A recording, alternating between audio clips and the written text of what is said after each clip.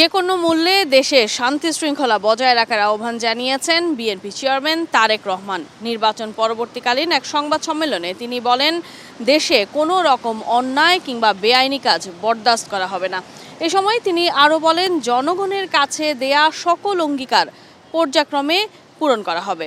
এ নিয়েই আমাদের কথার আজকের আয়োজন। দর্শক সবাইকে স্বাগত জানাচ্ছি এটিএন নিউজের নিয়মিত আয়োজন আমাদের কথার আজকের পর্বে। আপনাদের সাথে আছি আমি সাদিয়া নাসি। তারেক রহমানের এমন প্রতিশ্রুতি কিংবা আহ্বান কিভাবে দেখছেন সাধারণ মানুষ, শুনবো তাদের মতামত। তবে মূল আয়োজনে যাওয়ার আগে চলুন দেখে আসি এ বিষয়ে এটিএন নিউজে প্রচারিত একটি প্রতিবেদন।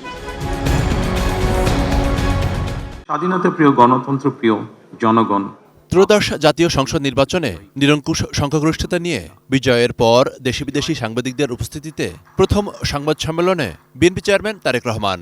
এ বিজয় বাংলাদেশের, এ বিজয় গণতন্ত্রের, এই বিজয় গণতন্ত্রকে আমি জনগণের।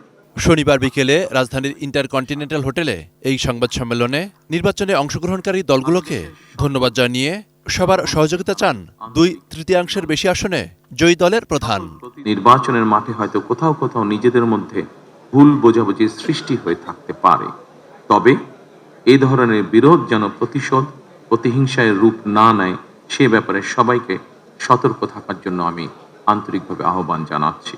নির্বাচনে ভুল বোঝাবুঝি বা উত্তেজনা যেন কোনোভাবেই প্রতিশোধ বা প্রতিহিংসায় রূপ না নেয় এমন মন্তব্য করে দলীয় নেতাকর্মীদের প্রতিও সতর্ক বার্তা দেন তারেক রহমান। কোন রকমের অন্যায় কিংবা বেআইনি কর্মকাণ্ড আমরা বরদাস্ত করব না। দলমত, ধর্ম, বর্ণ কিংবা ভিন্ন মত যাই থাকুক, কোনো অজুহাতে অবশ্যই দুর্বলের উপরে সবলের আক্রমণ আমরা মেনে নেব না। জনগণকে দেয়া প্রতিশ্রুতি পর্যায়ক্রমে বাস্তবায়নের অঙ্গীকারের কথাও উল্লেখ করেন তিনি।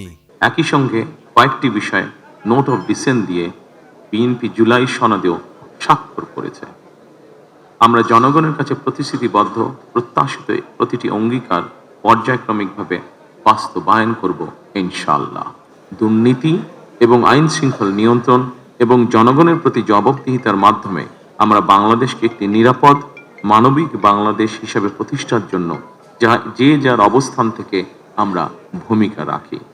200-এর বেশি আসন পাওয়া ইলেকশন ইঞ্জিনিয়ারিং কিনা এমন প্রশ্নেরও জবাব দেন বিএনপি চেয়ারম্যান। আমাদের জনগণকে কনভিন্স করাটাই হচ্ছে আমাদের ইঞ্জিনিয়ারিং। সংবাদ সম্মেলনে ভারত, পাকিস্তান, চীন ও জাপানের সাংবাদিকরা নিজ নিজ দেশের সঙ্গে সম্পর্কের বিষয়ে জানতে চান। এ ব্যাপারে তারেক রহমান বলেন, বাংলাদেশের পররাষ্ট্রনীতি হবে জনগণের স্বার্থের ভিত্তিতে। The interest of Bangladesh and the interest of Bangladeshi people comes first. By protecting the interest of Bangladesh and the people of Bangladesh. Awami League কবে রাজনীতি করতে পারবে? ভারতীয় সাংবাদিকের এমন প্রশ্নের জবাবে আগামী দিনের প্রধানমন্ত্রী তারেক রহমান বলেন, দেশের আইনই এটা নির্ধারণ করবে। Many people in Bangladesh who remain supporters of the Awami League. What are your plans for reconciliation in Bangladesh? By ensuring rule of law. Monirul Islam Mintu, ATN news, Dhaka. দর্শক এতক্ষণ দেখছিলেন আমাদের কথার আজকের বিষয় নিয়ে এটিএন নিউজে প্রচারিত প্রতিবেদনটি। চলুন এবার চলে যাই মূল আয়োজনে, দেখে আসি এ বিষয়ে কি বলছেন সাধারণ মানুষ। বাংলাদেশের বর্তমান রাজনৈতিক বাস্তবতা এবং বর্তমান যে আইন শৃঙ্খলা পরিস্থিতি, সে বিবেচনা এটা অবশ্যই ইতিবাচক বার্তা। তবে এর উত্তর আগের মতোই হবে যে যেহেতু বর্তমান সামগ্রিক রাজনৈতিক পরিস্থিতিতে বিভিন্ন চাপ সৃষ্টিকারী গোষ্ঠী এবং বিভিন্ন রাজনৈতিক দল বিভিন্নভাবে আসলে এই যে রাজনৈতিক পরিস্থিতিকে নেওয়ার চেষ্টা করতেছে, তো এই কারণে তাদের বিভিন্ন চ্যালেঞ্জের সম্মুখীন হতে হবে। তবুও তিনি যেহেতু দেশের ভবিষ্যৎ প্রধানমন্ত্রী হিসেবে তিনি এই ধরনের বার্তা যেহেতু দিয়েছেন, আমরা আশাবাদী যে তিনি এই বিষয়ে যথাযথ পদক্ষেপ নিতে পারবেন এবং শান্তি শৃঙ্খলা রক্ষার ব্যাপারে তিনি এবং তার দল যথাযথ পদক্ষেপ নেবেন। চেষ্টা করলে তো সব কিছুই সম্ভব, অসম্ভব কিছু না, এবং সবাই মিলে চেষ্টা করলে সেটা সম্ভব। একজন শুধু চেষ্টা করছে, বাকিরা করছে না, বা কিছু মানুষ করছে না, কিছু মানুষ করছে, সামগ্রিকভাবে চেষ্টা ছাড়া এটা সফল হওয়া সম্ভব নয় আমার যতদূর মনে হয়। আর প্রত্যাশার কথা যেহেতু বললেন, অবশ্যই প্রত্যাশা রাখি যে পরিবর্তন হবে এবং আমরা ভেতর থেকে চাইলে সেটা সম্ভব। শুধু খাতায় কলমে নিয়মগুলি থাকলেই যে তার পরিবর্তন হয়ে গেল তা তো নয়, তার বাস্তবায়ন আমরা আমরা নাগরিক পর্যায় থেকেও আমাদেরকে করতে হবে। শুধু হ্যাঁ, দায়িত্ববোধ আমাদের কাজ করতে হবে, আমাদেরকে দেখতে হবে যে আমরা কি করছি কি করছি না, সেটা কতটুকু আইন বিরোধী বা কতটা আইন তাকে সমর্থন করছে, সেগুলি মাথায় নিয়ে আমাদেরকে চলতে হবে। 5ই আগস্টের পরে যে অভূতপূর্ব একটি বিজয় বা অভ্যুত্থান ঘটেছে, সেই অভ্যুত্থানের পরে এই জাতীয় নির্বাচনটি ছিল কাঙ্ক্ষিত। সারা দেশবাসীর কাছে একটি মানে অভূতপূর্ব একটি নির্বাচন। অবশ্যই আমরা মনে করি যে শান্তিপূর্ণ নির্বাচন হয়েছে এবং সেই নির্বাচনের পরে যে দল নিরঙ্কুশ সংখ্যাগরিষ্ঠতা অর্জন করছে, আমি মনে করি তাদের উপরে দায়িত্ব অনেক।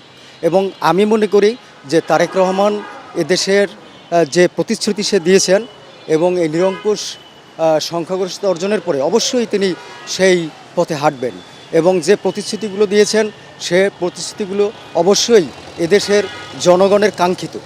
আমি মনে করি বড় দল হিসেবে এখন এই মন্তব্য করার কোনো সুযোগ নেই। আমি মনে করি তাদের এই বিজয়ের ফলে তাদের উপরে যে দায়িত্ব অর্পিত হয়েছে সে দায়িত্ব তারা সুষ্ঠুভাবে পালন করবে। আমাদের কথায় ফেনী থেকে স্বাগত জানাচ্ছি আমি দিদারুল আলম। যে কোনো অন্যায় বা বেআইনি কাজ বরদাস্ত করা হবে না। যে কোনো মূল্যে দেশের আইনশৃঙ্খলা পরিস্থিতি নিয়ন্ত্রণে রাখতে হবে, জানিয়েছেন তারেক রহমান। এ নিয়ে শুনবো ফেনীর সাধারণ মানুষের কথা। তবে যতটুকু আমি ওনার সাংবাদিক সম্মেলনে যতটুকু দেখছি উনি ভালো উদ্যোগ নিয়ে একটা কথা বলছে এবং সাধারণ মানুষের জন্য যে কথাটাগুলো বলছে ভালো উদ্যোগ নিয়ে বলছে। তবে ভবিষ্যতে জনগণের ভালো প্রত্যাশা নিয়ে কথাগুলো বলছে। তবে আমরা চাই এই সরকারের ভালোভাবে গঠন করুক। দেখতেছি আসলে তারেক রহমানকে দ্রুত পদক্ষেপ নেওয়া উচিত।